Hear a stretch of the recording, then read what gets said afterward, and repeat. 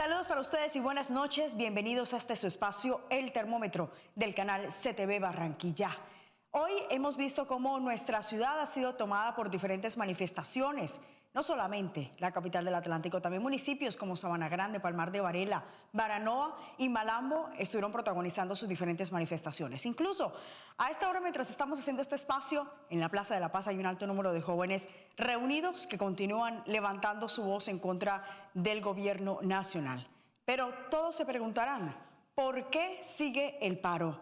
Y es por eso que vamos a hablar el día de hoy, porque no se trata solamente de anunciar el retiro de una reforma tributaria, sino también de la construcción de la nueva reforma tributaria que sí o sí se va a dar, y también otras reformas que vienen en camino. Para hablar de este tema voy a saludar de inmediato al equipo de expertos que nos está acompañando. Arranco inicialmente por el doctor Ulay Beltrán, quien es cirujano y consultor en asuntos de salud pública. Saludos, doctor Ulay, gracias por acompañarnos.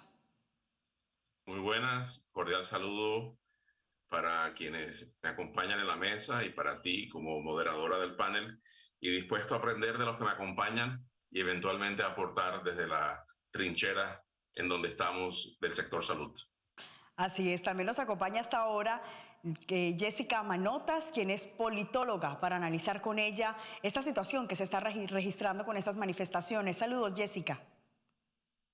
Hola Vanessa, gracias por la invitación. Saludo a Porfirio, Ulay, Moisés, mis contertulios para el programa de hoy. Y bueno, vamos a discutir, creo que es un asunto que está más que vigente, como decía ayer en un panel que me invitaron, es un tema que está pasando muy rápido y todos los días pasan cosas nuevas y por eso requiere que se abran estos espacios de discusión y de diálogo sobre los temas para que la ciudadanía también esté enterada y le pueda tener como el hilo de continuidad de lo que está pasando en el país. Así es, exactamente. Y también estoy acompañada de mis dos panelistas, Moisés Pineda y Porfirio Ospino. Saludos, Moisés. Gracias por estar con nosotros esta noche. Hola, Vanessa. Muchas gracias, Moisés. Qué bueno vernos. Sí, señor. No, aquí aportando la experiencia de tirapiedra, así que ahí vamos. ¿Ya recibió la segunda vacuna? Sí, señorita, ya recibí la segunda vacuna. Ya puede salir a seguir tirando piedra. No hay la más mínima posibilidad. Y Porfirio Ospino, muchísimas gracias por estar con nosotros, Porfirio, que también hace parte de nuestro equipo de panelistas. Buenas noches, Vanessa, para usted, todos los contertulios de aquí del programa y todos los televidentes. Bueno, vamos a arrancar entonces hablando por qué sigue el paro, y para eso quiero arrancar con Jessica a propósito del acompañamiento y las denuncias que también ha estado haciendo desde el sector ciudadano con relación a lo que sería la vulneración de derechos humanos en medio de estas manifestaciones. Jessica, si ya se retiró la reforma tributaria, si ya renunció Alberto Carrasquilla, ¿por qué continúan las manifestaciones? Bueno, Vanessa, yo creo que lo primero de entrada que hay que reconocer es a la ciudadanía por el valor que ha tenido de salir a manifestarse a las calles aún en medio de una coyuntura tan dura, tan difícil como lo es una pandemia. Y creo definitivamente que esa presión ciudadana, esa presión desde las redes sociales además, por todo el tema del activismo en redes, por quienes no pueden salir a manifestarse a las calles, y la presión también de algunos medios de comunicación, un reconocimiento también a las organizaciones defensoras de derechos humanos que han estado acompañando todas las manifestaciones, han estado haciéndole seguimiento y cumpliendo el trabajo incluso de la Defensoría del Pueblo. Y un reconocimiento también en este momento, creo que es importante hacerlo, como siempre, a la comunidad internacional, organismos internacionales y organizaciones que están respaldando y siempre están muy pendientes de todo lo que sucede en nuestro país en vista del desamparo, por así decirlo, que tenemos con este gobierno. Entonces, definitivamente creo que es un momento bastante efervescente. Uno siempre habla de momentos históricos o de hitos históricos, pero más que un momento puntual, creo que esto es un proceso, Vanessa, y por eso el paro sigue. El paro sigue porque esto es un proceso que viene desde el noviembre de 2019 con el gran paro nacional que hubo y que literalmente paralizó el país. En Barranquilla también muchos salimos a movilizarnos en el 2019. Creo que fue un momento bastante significativo e histórico que lamentablemente detuvo su dinámica por el tema de la pandemia en el 2020. Pero si vemos a pesar de que ya cayó el tema de la reforma, incluso se logró la renuncia, como leí en un tuit por ahí, Carrasquilla no renunció, lo renunciamos. Sin embargo, el paro sigue y están empezando a emerger nuevamente estas organizaciones, está empezando a rearmar un comité de paro y están empezando a emerger unos pliegos de peticiones relacionados con nuevos temas de la agenda pública, como ya lo explicará ahorita Ulay, que es su especialidad, que es el tema de la reforma a la salud, pero siguen vigentes en la agenda unos temas que ya venían del pliego de peticiones anterior e incluso de paros anteriores desde el año 2018, el movimiento estudiantil, el movimiento campesino, el movimiento indígena que constantemente la Minga está haciendo reclamaciones y exigibilidad de derechos, también el movimiento de mujeres se está sumando a esto. Entonces, de alguna manera, hoy ya el Comité del Paro salió a medios a plantear un pliego que implica una cantidad de temas. Entonces, es un poco también peligroso porque a lo mejor termina esto siendo como la experiencia de 2019 en el que el pliego de peticiones llegó a tener hasta 100 puntos. Creo que hay que ser mucho más estratégicos y realistas, pero creo que es un momento bien coyuntural, bien estratégico además porque estamos en un periodo preelectoral. Además, recordemos que en el 2022 son las elecciones nacionales de presidencia y Congreso y luego enseguida en el 2023 son las elecciones locales. Entonces el paro continúa porque más que un momento coyuntural, Vanessa, es un proceso que viene desde antes, que se remonta al paro nacional de 2019, que se remonta a las manifestaciones de 2018 y que creo que todo esto se suma y por eso creo que es una gran agenda de temas en el que incluso entra el tema de la paz, las demandas de implementación del acuerdo de paz. Entonces todo esto se ha exacerbado durante este gobierno porque lamentablemente ha sido un gobierno de puertas cerradas, un gobierno que no escucha. Si este gobierno hubiese escuchado las voces de las organizaciones sociales, de incluso parlamentarios, senadores, representantes a la Cámara que desde hace semanas vienen hablando de la importancia de abrir los espacios y de evitar lo que estaba pasando, lo que está pasando hoy, que estamos viendo que incluso víctimas, organizaciones sociales hablan de más de 20 homicidios cometidos por las Fuerzas Armadas en el país. Estamos hablando de una militarización. Entonces es un momento muy complejo, pero repito, más que una coyuntura, se trata de un proceso y por eso el paro sigue. Bueno, interesante entonces esos puntos que estábamos hablando con Jessica, que ella plantea puntualmente, no se trata en este caso de un hecho aislado, sino de un proceso que a su vez se está construyendo y un proceso que se está dando en este caso dentro del marco de las movilizaciones que ya veníamos arrastrando de manera masiva desde el año 2019. Pero hay algo clave también en todo esto, y es que al margen de que se estaba adelantando con carácter de urgencia esta denominada reforma tributaria, también se ha estado adelantando la reforma a la salud a través del proyecto 010, que sería algo así como la nueva Ley 100 de salud para los colombianos. Según información a la que he tenido acceso, nos dicen que, por ejemplo, el modelo sería similar al de Estados Unidos, donde además de pagar una EPS como la hacemos hoy, tendríamos que pagar unas pólizas adicionales por patología. A su vez también el usuario tendrá el deber del autocuidado, que si la EPS argumenta que no se cuidó, entonces deberemos pagar más por nuestra atención. Los programas de vacunación y salud ya no quedarían a cargo los salud de los entes distritales y gubernamentales, sino de las EPS, entre otros temas, además de los ajustes a los que llevaría a los diferentes hospitales de nuestro país, hospitales públicos. Por eso invitamos también a Ulay Beltrán, porque apenas la opinión pública conoció el detalle de también este proyecto que está en discusión y que sería trascendental para el cambio de modelo de salud en nuestro país, también se empezaron a levantar las voces en protesta. ¿Cuál es la verdad sobre este proyecto de ley 010 que habla de ese tema que usted maneja también, la salud, doctor Ulay? Gracias, Vanessa. Bueno, hay que hacer algunas claridades.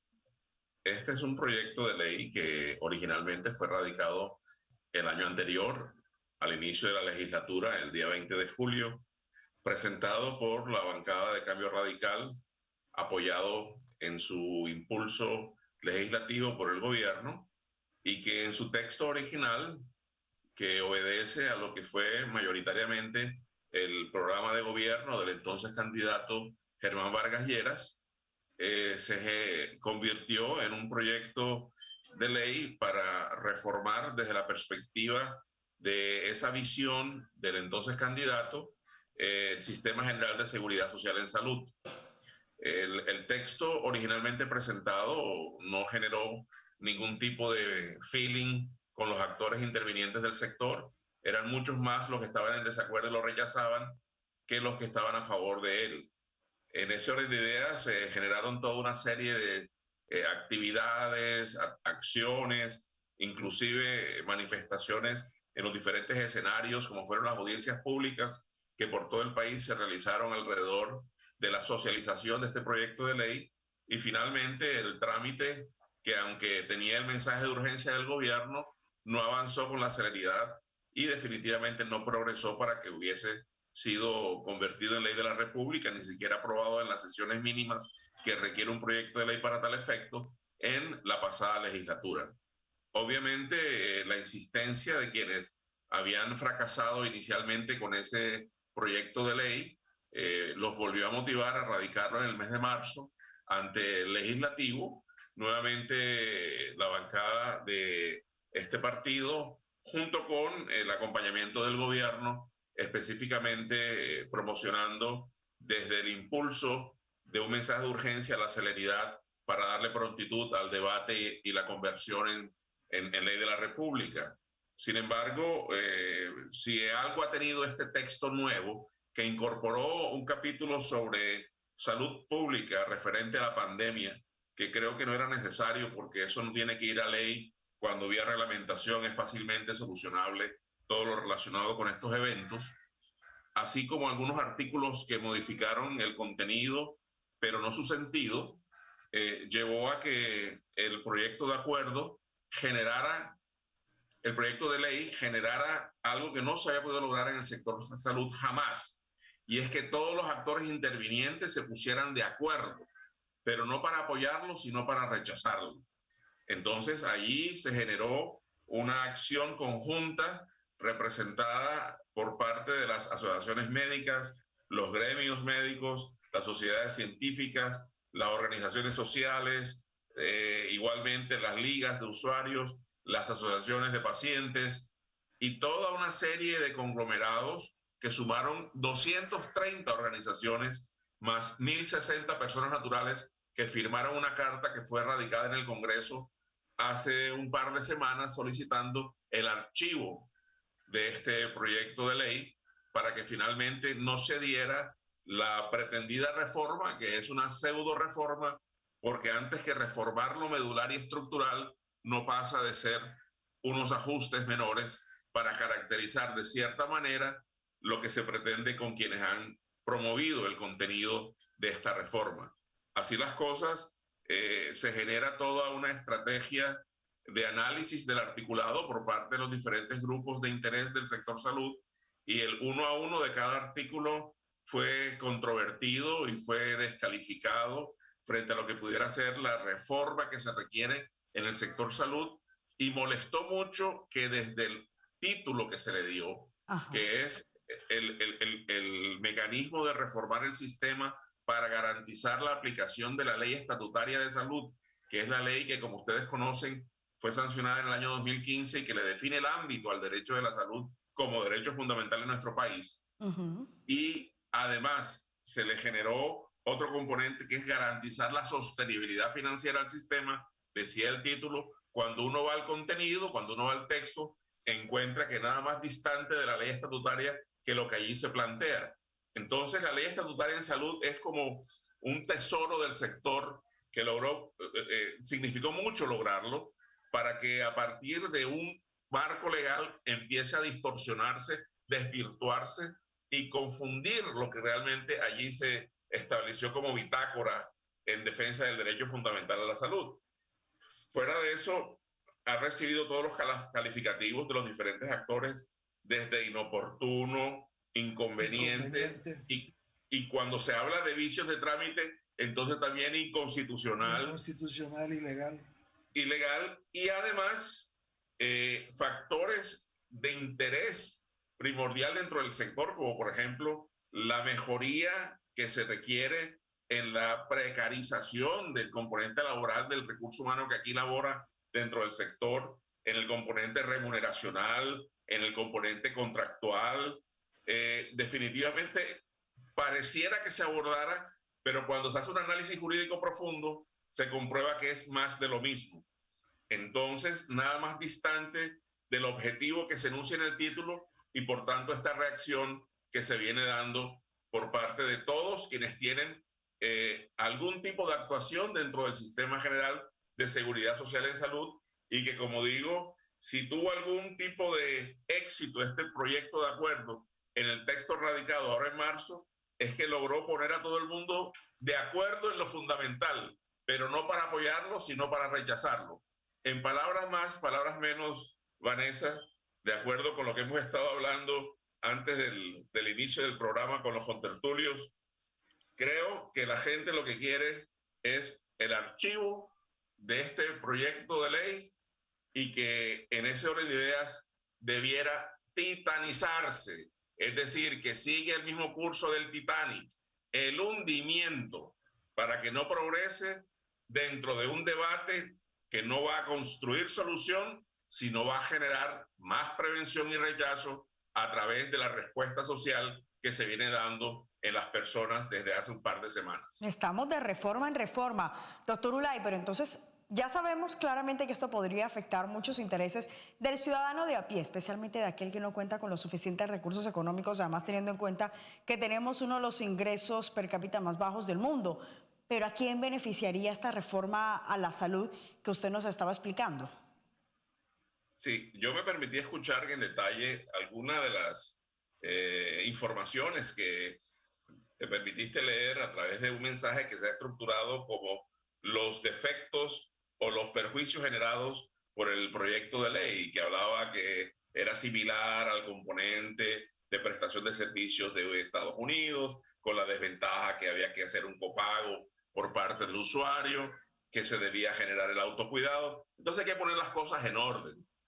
Obviamente que tenemos que tener un país donde el autocuidado es fundamental por parte de cada ciudadano.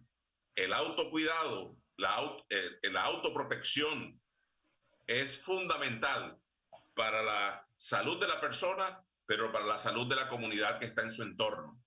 Pero lo que no podemos es abstraer de la responsabilidad al asegurador que tiene afiliado a esa persona y que desde la perspectiva del contenido del proyecto de ley no deja en claro la responsabilidad que tendría la aseguradora en el caso del paciente que frente a una circunstancia donde incumpla con el autocuidado, cómo actuaría en responsabilidad de aseguramiento una entidad que está recibiendo un dinero por dos conceptos. Un concepto que es para atención de la enfermedad y otro concepto que se conoce la UPC, Unidad de Pago por Capitación, para promoción y prevención. Entonces, parte de lo que se está peleando es que por fin se puedan estrenar por parte de algunas aseguradoras que hoy existen los componentes de promoción de la salud y prevención de la enfermedad, porque en muchas situaciones estos recursos efectivamente ingresan a la caja de la aseguradora, porque en su entrega y depósito en caja son más cumplidos que no veo feo, es decir, puntual y antes de la fecha, pero en lo que es la ejecución y el traslado a beneficio práctico hacia el usuario poco se ve. Entonces, no podemos seguir permitiendo que estos recursos en algunas aseguradoras pasen a ser parte de la utilidad en sus estados financieros, sino que pasen a ser de la utilidad de la salud de quien está afiliado y por el cual la aseguradora recibe un recurso financiero para garantizarle ese componente, tan importante o más el componente preventivo de la enfermedad y promocional de la salud que el mismo de la atención cuando el paciente requiere de manera ambulatoria o de manera hospitalaria una atención para fines diagnósticos o terapéuticos. Entonces, son muchas las circunstancias que son motivo de cuestionamiento y que van más allá de un listado de 3 o 4 o 5 que la gente está tratando de mostrar con alguna inexactitud, pero que se ha identificado en la revisión del articulado uno a uno por un grupo de profesionales expertos, desde los que tienen todo el acervo de la posibilidad de decir constitucionalmente por qué es inviable, hasta los que técnicamente desde lo sanitario, desde lo asistencial, tienen para decir que no es... Pero doctor Ulay, si se llega a dar la votación y llega a salir en positivo esta reforma a la salud, según le entiendo usted, en parte se caería por inconstitucional. Es una de las circunstancias que pudieran ocurrir, y la carta que fue radicada por las 230 asociaciones colectivas de representación de actores del sector salud y que no son también del sector salud otras, e inclusive firmada también por estas 1.060 personas naturales, tiene un componente donde explica por qué es inconstitucional desde la perspectiva del análisis de abogados constitucionalistas que inclusive fueron magistrados de dicha corte, de dicho alto tribunal como es la Corte Constitucional. O sea que de una u otra manera hay cuestionamientos, y lo que convendría antes que todo es revisar primero si es oportuna la discusión en este momento de una reforma de ese tamaño. Segundo, si es conveniente lo que allí se propone. Y tercero, si la forma como se ha tramitado va con vicios que la harían inviable una vez fuese sancionada como ley de la República, pero que por vía de la constitucionalidad no pudiera tener la aplicación correspondiente.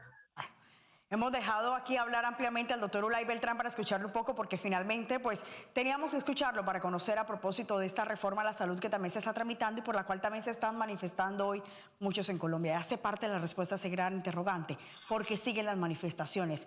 Moisés, para usted, ¿por qué siguen? A ver, Vanessa, yo de pronto me voy a ir a otra interpretación sobre el por qué siguen las manifestaciones. Esa interpretación parte de un análisis que hago respecto de quiénes son los que aparecen formando parte de las manifestaciones. Y me encuentro allí básicamente a gente joven. Básicamente los que están saliendo a la protesta son los jóvenes. Y en el día de ayer me llegaban algunos correos, mensajes que me decían, bueno, pero estos pelados que hacen protestando, si no estudian, no trabajan, no declaran renta, no tienen nada que reclamarle, porque es que estas cosas lo que hacen es para que les llegue plata a Jóvenes en Acción, para darle la gratuidad universitaria, para darle la gratuidad en el bachillerato. Entonces, ¿qué es lo que quiere? ¿Qué hacen esos pelados metidos ahí si ellos no son los afectados? Y me ponía a pensar en por qué los muchachos están saliendo a protestar por cosas que le atañen a otros segmentos de la población. Y me ponía a pensar en qué estado emocional, en qué estado mental pueden estar viviendo una gente de 15 a 20 y pico de años encerrados desde hace un año sin tener una respuesta clara acerca de qué pueden esperar hacia adelante. Yo traté de regresar a mis mozos 20 años y diría, estaría haciendo lo mismo, en la mitad de la calle reventándome la vida contra lo que fuera, porque es la edad en la cual uno inclusive tiene una capacidad de pelear por lo que no es de uno. Es el tiempo en el cual uno es generoso, en el cual inclusive la imprudencia se convierte en heroísmo, en el cual la controversia porque sí o porque no es la forma de vivir con intensidad esa época de la vida. Le incluía el hecho de que es una etapa del desarrollo de la personalidad en la cual el argumento va y viene. Hoy digo una cosa, mañana otra. Y eso no tiene nada de malo ni nada de extraño, sino que es propiamente una de las características del ser joven. Entonces, mirando esto así, yo me ponía a pensar si lo que realmente estamos viendo es la realidad de un sector de la población que no está siendo escuchado por nadie. Los gobiernos no los escuchan. La ciencia no los escucha, no tiene respuesta para ellos.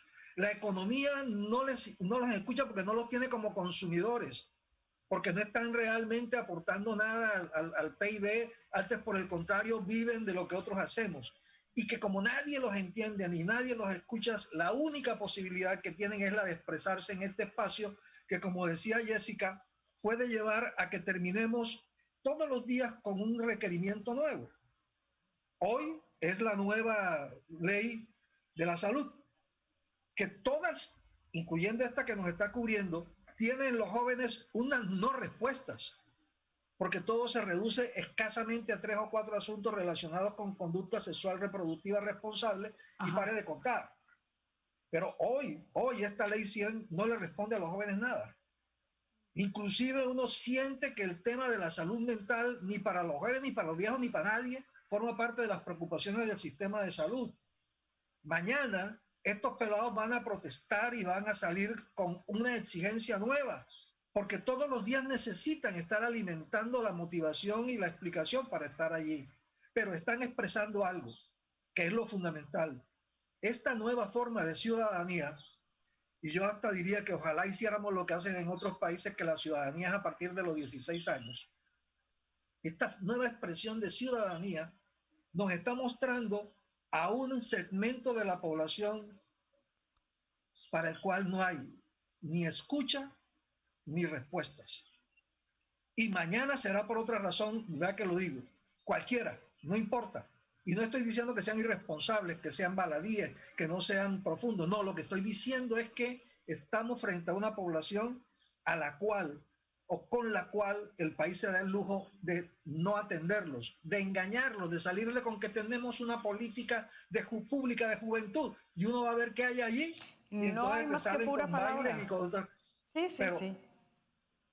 Sí, eso son puras palabras y puros sentimientos de los que están cargados a veces estas mismas políticas públicas.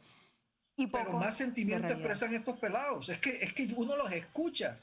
Vanessa, tú estuviste en la manifestación y los que ya no estamos en estas cosas porque las patas no nos dan, recordamos exactamente la carga emocional, la pasión que le ponía o le pone uno joven a las cosas. Claro. Y eso está bien. Así somos la gente joven.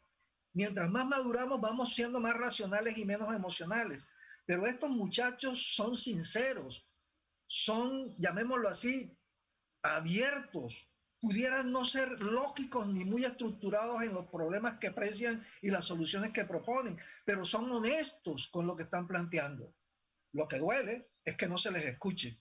Y lo que duele también es que esta población esté siendo interferida por la delincuencia común, por la delincuencia organizada, por los partidos políticos con agendas violentas y desoídas totalmente, o maltratadas, o minusvaloradas por los gobiernos y convertidas en objeto de la inteligencia militar o de la inteligencia policial. ¿Y qué hacen los mandatarios frente a esa complejidad? Es mi pregunta. Buen punto, porque estamos hablando de que en esos momentos estamos en, ¿cómo se le llama? Armada. Se le está permitiendo en este caso asistencia militar. Gracias, Jessica. Estamos en asistencia militar. ¿No qué? No, sí que así es, ese es el término, pero fíjate, es como un eufemismo para la militarización, que es algo que también muchas organizaciones están llamando la atención, y yo quiero complementar algo de lo que acaba de decir Moisés. Y él dice, claro, los jóvenes se están manifestando, la mayoría de quienes están en las calles hoy son jóvenes, pero también llama la atención que sale mucha gente del común. Es que este tema logró unir a personas incluso de diferentes estratos sociales y orígenes, porque todos tenían un interés en este tema. Y los jóvenes se están manteniendo en la raya en las ciudades, son los que están saliendo a manifestarse todos los días. Y yo creo que aquí hay que complementar, y es que justamente la protesta social ocurre como una expresión legítima de la participación ciudadana, de la democracia, cuando no hay respuestas. Cuando no hay respuestas del Estado frente a las demandas de la ciudadanía, o cuando esas respuestas traducidas en políticas públicas no son eficientes, entonces la gente sale a protestar. Y frente a esa respuesta y frente a ese silencio y frente a esa negativa del Estado, o más bien del gobierno colombiano en esta ocasión, para dialogar, entonces la gente sale a protestar. Bueno, Porfirio, discúlpeme que hemos hablado aquí y no lo hemos escuchado. Porfirio, en su concepto, ¿por qué siguen estas manifestaciones? ¿Por qué sigue el paro en Colombia? Y un fenómeno adicional, ¿por qué está tomando tanta fuerza en Barranquilla y en su área metropolitana como lo hemos visto el día de hoy? Porque es, por una cosa simple, y es que el modelo hizo crisis.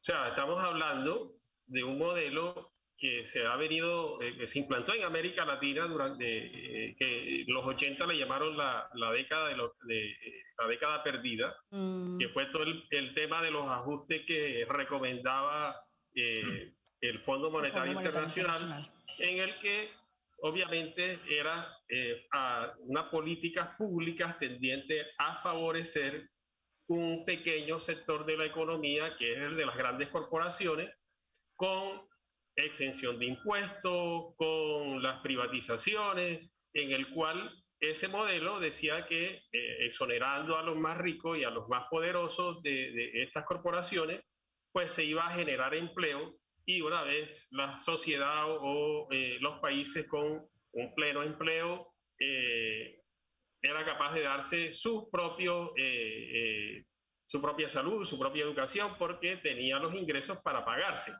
Y entonces los subsidios iban a estar dirigidos a un pequeño o una minoría de ese país o de esa sociedad que quedaban por fuera del sistema por unas pequeñas imperfecciones del sistema. Y resulta que esas imperfecciones del sistema no quedaban por fuera unos poquitos, sino lo que ha mostrado a lo largo de todas estas décadas es que ha sido la mayoría de la población de nuestros países los que han quedado por fuera de los beneficios de ese sistema y de ese modelo. Entonces, aquí ya no se trata, entonces el tema de la reforma a la salud es en función de ese mismo modelo. Entonces, es un modelo privatizado en el cual, de acuerdo a las explicaciones que daba el doctor Ulay Beltrán, yo ya legalizo la morosidad o la negligencia por parte de las EPS de no hacer la medicina preventiva, y entonces yo ahora le cargo además de que me quedo con la plata, le cargo la responsabilidad a los afiliados y a los pacientes. Usted no se cuidó, y eso cómo lo llegas tú como un simple usuario a probar. Es muy difícil. ¿Acaso yo soy médico para saber lo que tengo que hacer para cuidarme? Exactamente. Entonces, eso es parte del modelo en el tema de la salud, pero igualmente es el mismo modelo en el tema de la educación, en la cual la educación siempre ha venido manejando unos presupuestos escasos, restringidos, en el cual la juventud se queda por fuera del sistema educativo. Por ejemplo, en las universidades no tiene acceso a las universidades, y lo que ofrecen es vaya a la universidad privada o si no tiene, entonces hay un programita que es el CERTI lo paga, o váyase para el SENA. Entonces, ese modelo en salud, en educación, y además de eso, tiene que ver con que no hay empleo. ¿Por qué? Porque el capital que se ahorran los empresarios en el tema de bajo salario, o sea, está tan desconectado este gobierno y el ministro de Hacienda que dice de que Colombia tiene el salario mínimo más alto, uno de los salarios mínimos más altos del mundo. Y es entendible, y ahora sí entiendo por qué el ministro decía eso, porque la docena de huevos vale 1.800 pesos. Entonces, obviamente a 1.800 pesos la docena de huevos, el salario de 900.000 rinde muchísimo. Entonces, y así son en los otros temas de la economía y de las políticas públicas que ha implementado el gobierno nacional. Igualmente, en materia tributaria, es un modelo regresivo. O sea, por ahí estaba en estos días releyendo leyendo unos nuevos capítulos del libro de El Capital en el siglo XXI de Thomas Piketty, donde habla de que la tributación tiene que ser progresiva. Y esa progresividad está precisamente en no centrar los recursos del Estado en el IVA. ¿Por qué? Porque el IVA es un impuesto que genera desigualdad, porque pone a los más pobres a pagar el mismo impuesto que paga el más rico, Luis Carlos Sarmiento Angulo, por la libra de arroz, por la libra de papa, que el señor que vive en el barrio más marginal de cualquiera de nuestras ciudades. Entonces, ese modelo hizo crisis y la gente está en la calle porque no encuentra respuesta y porque la respuesta que da el gobierno es seguir con el mismo modelo. O sea, han aguantado, además la gente ya no confía en este presidente ni en este gobierno, porque ya mintió de entrada cuando se hizo elegir diciendo de que mejores salarios, menos impuestos. Y resulta que en la realidad está poniendo ahora más impuestos y el empleo se ha aumentado y obviamente las cifras que entregó el DANE hace recientemente ha indicado que la pobreza se ha disparado y Colombia tiene las tasas más altas, o sea, ya antes de la pandemia ya Colombia manejaba unas tasas altas de desempleo, pero ahora se han disparado y tenemos una de las tasas de desempleo más grandes en Latinoamérica y en el mundo. Entonces, si no tienes empleo, no tienes educación o acceso a la educación y además no tienes ingreso, ¿qué futuro ve esa juventud? Entonces, según los adeptos a este gobierno, dicen, no, es que esos jóvenes están adoctrinados y por eso es que están en la calle. O sea, le han entregado un poder, un enorme poder mágico a Petro, diciendo de que toda esa gente que está allí es porque Petro los dirige como marionetas y salen a la calle a hacer vandalismo y todos son vándalos y todos son terroristas y uno ve los twitters de este señor desde su finca asusando a las Fuerzas Armadas a que disparen contra la población y masacren a la población. Entonces, han archivado, no lo han archivado siquiera, o sea, lo han aguantado, pero ese proyecto lo van a volver a meter y entonces van a tratar de centrar la discusión en los puntos de cuántos puntos le quita del IVA a la papa o cuánto al arroz, pero no cambian la esencia del modelo, que es que la reforma anterior, por ejemplo, le dio unas exenciones. O sea, lo que nos puede pasar en este caso, según usted nos dice, Porfirio, es que nos pase el paquete chileno. Recordemos que los chilenos también habían protestado, retiraron el proyecto y volvieron otra vez y las colocaron. Y volvieron y lo presentan. Hay que evitar un paquete chileno. Hay que evitar el paquete chileno y por eso la gente sigue en la calle. O sea, ese paquete se tiene que hundir. Porque lo otro, y es que el gobierno no lo va a hacer, es de llamar a un consenso a todos. Pero entonces cuando usted oye al presidente diciendo que va a hacer un diálogo con todos los sectores, es con los sectores amigos de él, pero no llama al resto del país. Sí, entonces, ya lo vimos hoy. Llamó a todos los partidos que hacen parte de la coalición de ellos y no llamó que hace parte de la coalición de ellos y a los gremios. Entonces, ¿qué le dicen los gremios? Listo, quítele el IVA a la papa o quítele el IVA al arroz y entonces venda a precios de huevo de Carrasquilla los activos de la nación como Ecopetrol, como ISA o cualquiera de estas empresas que aún conserva, las pocas que conserva el Estado. Entonces, esa no es la solución. La solución está, por ejemplo, hay unos sectores como, que es una cosa vergonzosa lo que hicieron con una resolución del IVA en el cual le quitaban las contribuciones o el pago de impuestos por renta a las multinacionales, se la descontaban. Esa es la reforma tributaria del 2019 que están pidiendo tumbar también.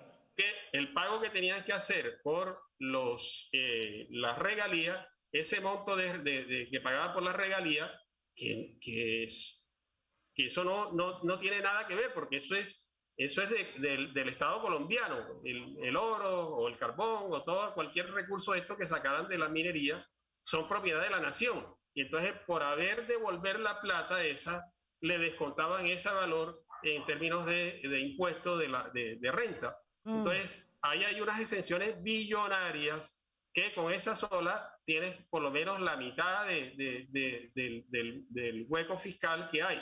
Igualmente las exenciones que manejan para el sector financiero, que es el único que crece en el país, obvio. Claro. Aparte de los impuestos usureros que manejan, están exentos de pagar impuestos. Entonces, estamos hablando, aunque ellos han perdido medio de la pandemia, pero igual siguen ganando billones y billones de pesos en utilidades. Me permite un momento, Porfirio, porque usted ha tocado un punto clave en este caso que tiene que ver con la participación de Gustavo Petro en medio de estas movilizaciones. Ya se nos está acabando el tiempo, así que le voy a solicitar por favor a nuestros invitados ser más breves en las acotaciones, ya lo que es esta última ronda, para también ir llegando también a las conclusiones y poder despedirnos de nuestros televidentes. Jessica, estas manifestaciones que estamos observando en los últimos días, ¿hace crecer el capital político de Gustavo Petro o es algo que se maneja en paralelo, según su análisis? Sí, yo creo que indudablemente está relacionado. Yo creo, Vanessa, que en últimas la actitud del gobierno y el mal manejo político que el presidente le ha dado a este tema, lo que ha hecho es descapitalizarlo a él y capitalizar otras campañas. Yo no diría solamente Petro, yo hablo de los sectores, digamos, que se autodenominan como alternativos, ¿no? Entonces también vemos que hay otros precandidatos, está el pacto histórico, pero también está la coalición de la esperanza, pero también se perfilan otros, digamos, precandidatos que todavía no lo han anunciado formalmente, pero que suenan mucho y que son más de línea liberal, como este señor Alejandro Gaviria, ¿no? Entonces, de alguna manera, creo que más que Petro, hablemos de un cansancio generalizado alrededor de lo que representa el uribismo. Y eso creo que es muy evidente con lo que está pasando, primeramente, con todo el paro nacional, y muy a pesar que el Centro Democrático intentó desmarcarse, porque dijeron incluso que no estaban de acuerdo en algún punto con la reforma tributaria.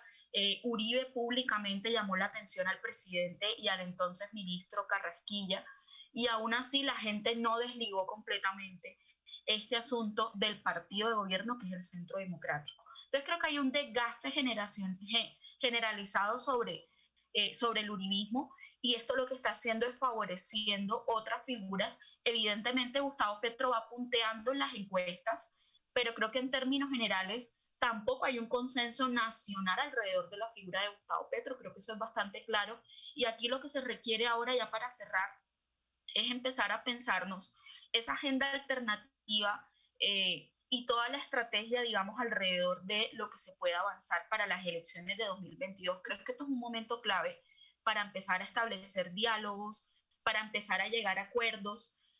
Como lo decía, ya se perdió una oportunidad histórica para hacer un cambio en el año 2018 con las elecciones, y en el año 2019 con las elecciones nacionales y locales, y cuyo objetivo era para estos sectores defender el acuerdo de paz. Ahí se perdió una oportunidad, y ahora estamos frente a otro ciclo de la democracia, frente a otra oportunidad electoral también de hacer una transformación, de hacer un cambio y de empezar a generar, digamos, como otros espacios, otros discursos, otras narrativas colectivas. Y bueno, ya depende mucho de estos sectores alternativos aprovechar o no, capitalizar o no, y la manera además como lo hacen este paro nacional. Interesante ese punto de ese análisis que nos ofrece Jessica. Doctor Ulay, ¿todavía está con nosotros por acá o ya se tuvo que retirar? Porque él me había dicho que tenía un tiempo limitado. Presente. Ay, gracias, doctor Ulay. Para terminar, este proyecto de ley relacionado con el tema de la salud, ¿en qué punto se encuentra el trámite actualmente? ¿Ya entró a discusión y a votación del Congreso de la República? El proyecto ha sido radicado en ponencia con unos ajustes en el articulado que fue conocido por la ciudadanía en días anteriores, artículos que no habían sido socializados de manera previa, pero que en este momento estamos expectantes por lo que va a ocurrir mañana, cuando inicia la semana legislativa, frente al tema de las consideraciones que especialmente hará las comisiones séptimas. He visto ya a través de las redes algunas manifestaciones de algunos senadores que han solicitado de manera directa, mediante comunicaciones al presidente del Congreso y a la Secretaría General del Congreso,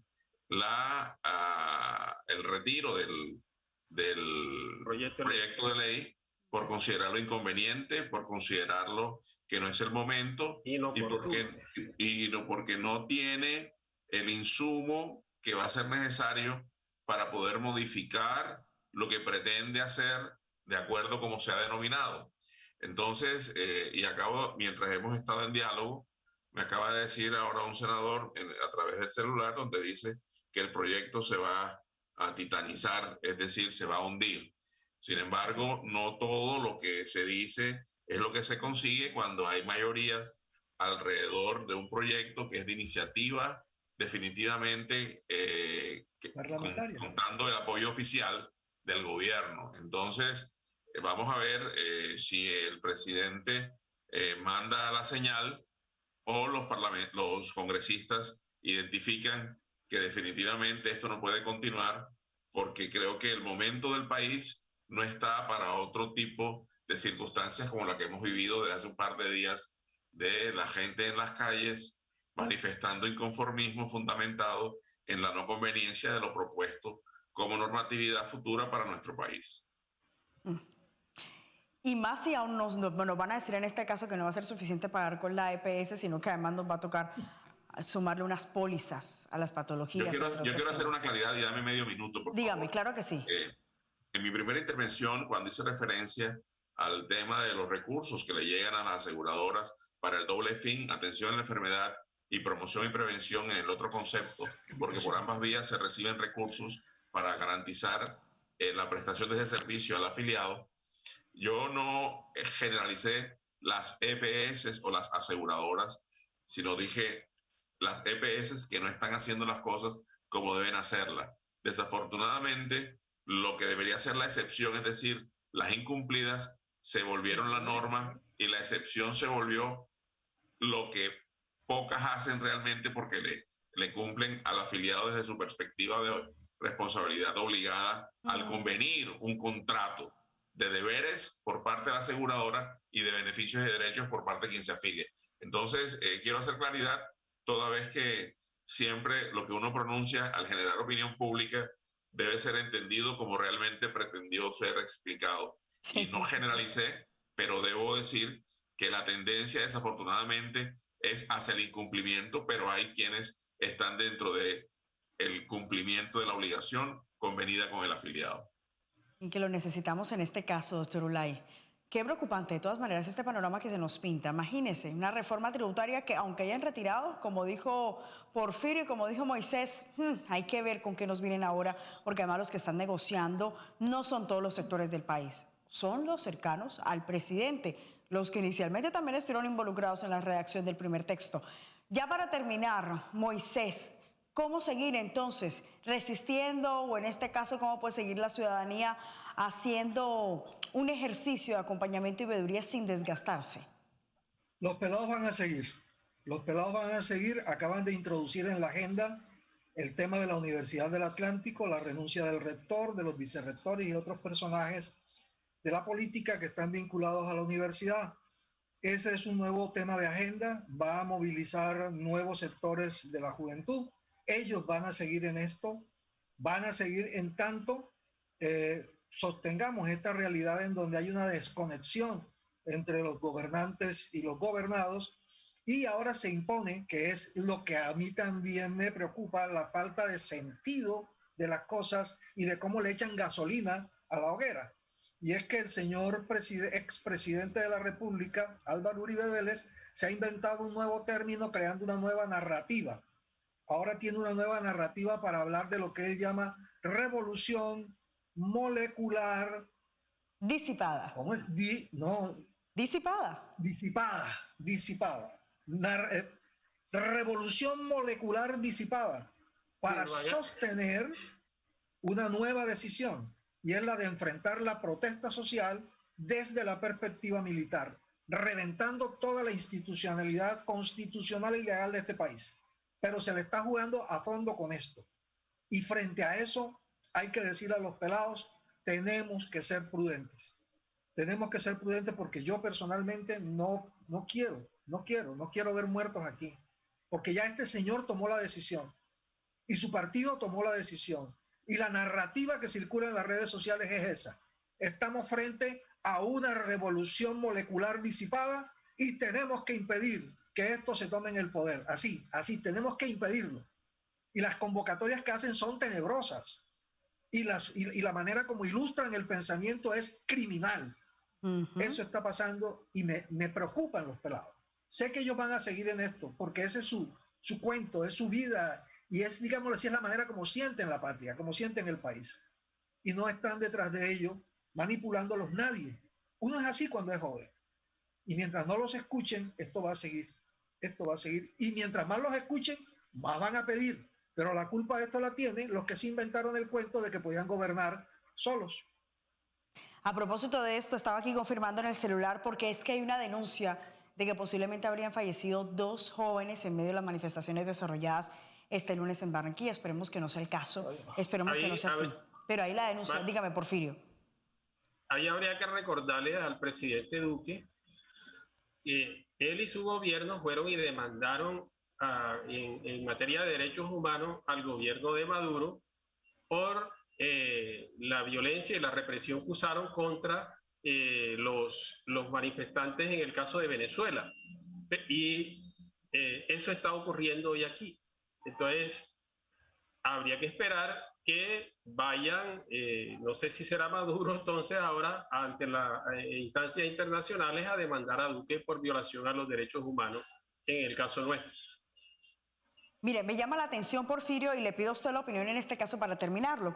El alcalde Jaime Pumarejo hoy visitó a los estudiantes que fueron conducidos a la Unidad de Convivencia y Justicia, de acuerdo con la información que fue presentada de manera formal a través del comunicado de prensa de la alcaldía. Indicaba que habían querido ir para saber si estaban bien y asegurarse que los derechos de estos jóvenes estaban siendo protegidos, y también querían aprender un poco de qué era lo que estaba sucediendo en medio de las manifestaciones que estaba llevando a que desafortunadamente se estuvieran registrando alteraciones al orden público en medio de estas manifestaciones en Barranquilla. ¿Cómo entender esta postura y esta reacción mostrada por el alcalde Jaime Pumarejo? Pues Jaime tiene que sentarse con los organizadores, con las autoridades de policía y del ejército, para garantizarle a los pelados la protección que la ley y la Constitución le mandan. Pero Jaime es la cabeza de la administración. Él no puede sustraerse de este asunto, de que allá están los pelados manifestando si pasa lo que pasa. Él es el que tiene que estar pendiente de que las vainas se hagan bien hechas y que se hagan dentro de la ley y dentro de la Constitución. Estaba muy silencioso. Porfirio, lo escucho. Sí, precisamente iba a decir lo mismo de Moisés. Ese es el camino. O sea, hay que sentarse con estos jóvenes y escucharlos y atenderlos, las peticiones y los reclamos que están haciendo. O sea, yo quiero que se ponga la dirigencia de este país, se ponga en los zapatos de estos muchachos. O sea, es que no tienen futuro. O sea, el modelo que ofrecía riqueza para todo el mundo, lo que hizo fue agrandar las brechas entre ricos y pobres. Entonces, es la juventud que no tiene futuro, es la juventud que no va a tener para jubilarse porque cada día le ruedan más la línea para la jubilación. O sea, si uno habla con un pelado, yo hablo, por ejemplo, con los hijos míos que dicen, olvídate, yo no pienso en pensión porque nunca la voy a recibir, ¿sí me entiendes? Yo tengo que resolver mi estabilidad económica desde ahora, porque yo sé que cuando viejo no voy a recibir nada porque ese es lo que ofrece el modelo. Entonces, frente a esta desazón, frente a esta frustración que tiene no solamente los jóvenes, sino ya casi la totalidad del país, pues no puede ser la respuesta no puede ser que voy a echar el ejército a las calles a echarle plomo a la gente. Esa no es la respuesta. Es cierto. Vanessa, yo quisiera también apuntar algo ahí. Tú lo viviste hoy, nos contabas que tú como periodista en ejercicio de tu trabajo estabas cubriendo en la marcha y aún así también te gasearon, ¿no? Llegó el SMAT con gases lacrimógenos a destruir, digamos, a dispersar la protesta que hasta ese momento se estaba desarrollando de manera pacífica. Entonces, el llamado que nosotros hemos hecho desde la ciudadanía, desde las organizaciones, es que el alcalde asuma su rol como comandante de la policía en el distrito de Barranquilla, porque uno se pregunta, ¿quién está dando las órdenes hoy? ¿Quién dio la orden el 1 de mayo de atacar? ¿Quién dio la orden hoy de atacar una protesta pacífica y de incumplir con unos protocolos que ya están establecidos? No solamente a nivel constitucional se protege el derecho, sino también el distrito cuenta con un decreto firmado por el alcalde en el 2020 y que está siendo violado por la fuerza pública y el alcalde ni siquiera se había manifestado. Esa visita que hizo hoy a los pelados, pues ya para qué, los pelados maltratados, capturados con procesos indebidos e irregulares. Él más bien debería sentarse con el comandante de policía, con la Secretaría de Gobierno y con las organizaciones sociales y empezar a cumplir el protocolo. Incluir además en esto a la personería, al Ministerio Público, ¿no? La Defensoría del Pueblo, a pesar de su lamentable papel, pues tienen que estar allí porque ese es su trabajo como Ministerio Público. Interesante el aporte y la visión que aporta en este caso Jessica. Muchísimas gracias, Jessica. Dígame, lo último, Moisés, porque ya tenemos que despedirnos. La última, mira, hay que hablar el tema del defensor del pueblo. La Defensoría del Pueblo está obligada a no decir nada. Todo tiene que pasar por la oficina de Bogotá. ¿Es cierto? No están autorizados ni para informar ni para evaluar, sino pasarle todo al señor director nacional mientras toma sol allá en la piscina en algún pueblo de Cundinamarca, tal como pasó este fin de semana. Quiero decir eso sobre la Defensoría del Pueblo. Y quiero decirlo como periodista, también en este caso de lo que está sucediendo desafortunadamente en la Defensoría del Pueblo y también en la Fiscalía General de la Nación. Ambos, quienes son muy cercanos al presidente de la República, han dado las directrices a sus directores seccionales o a sus delegados para los diferentes departamentos de no hablar a la prensa, a los medios, no entregar declaraciones de ningún tipo. La excusa, no los quieren exponer. No los quieren exponer a ellos o no quieren que se dé a conocer mucha información. Y eso es preocupante, especialmente hoy cuando estamos hablando del Día Mundial de la Libertad de Expresión. Por eso quería hacer a propósito el apunte con lo relacionado que había dicho nuestro compañero Moisés Pineda. Muchas gracias a ustedes, nuestros invitados, a Jessica, al doctor Ulay Beltrán, a Moisés y a Porfirio por estar con nosotros en este espacio hoy. Desafortunadamente se nos acabó el tiempo. ¿Por qué sigue el paro? Espero que ustedes hayan escuchado las razones. Si están de acuerdo o no con ellas, por supuesto lo leemos en la caja de comentarios, donde usted también puede participar y ser parte activa de este espacio del termómetro. Por lo pronto, ese es el dato entonces. Siguen las manifestaciones y las inconformidades por una reforma tributaria del 2019 que sigue afectando en el presente, porque no hay confianza en que efectivamente se retire lo propuesto actualmente, por una reforma a la salud que también está cursando ante el Congreso de la República, por la poca garantía de manifestación para los jóvenes y porque no se siente el apoyo, en este caso, de los entes de control para con la ciudadanía. Gracias a ustedes, nuestros 5 puntos de conclusión. Sigan más con nuestro canal CTV Barranquilla.